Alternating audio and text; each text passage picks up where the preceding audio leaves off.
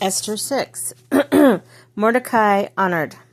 The night the king could not sleep, he ordered the book of the Chronicles, the record of his reign, to be brought in and read to him. He was there, found recorded there that Mordecai had exposed a big Bethana and Teresh, two of the king's officers who guarded the doorway, who conspired to assassinate King Xerxes. What honor recognition has Mordecai received for this? The king asked. Nothing has been done for him.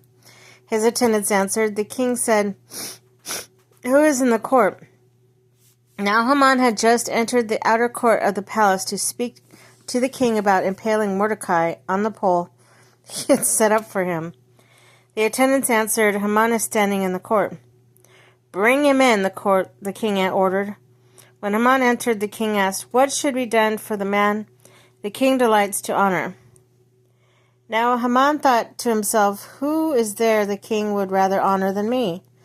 So he answered the king, For the man in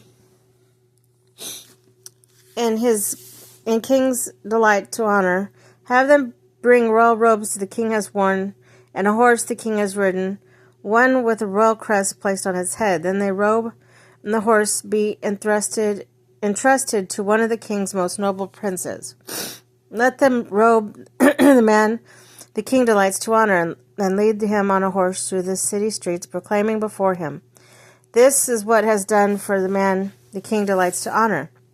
Go at once, the king commanded Haman.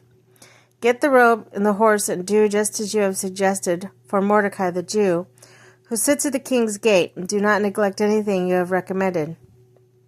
So Haman got the robe and the horse, and he robed Mordecai and led him on horseback through the city streets, proclaiming before him, This is what was done for the man the king delights to honor.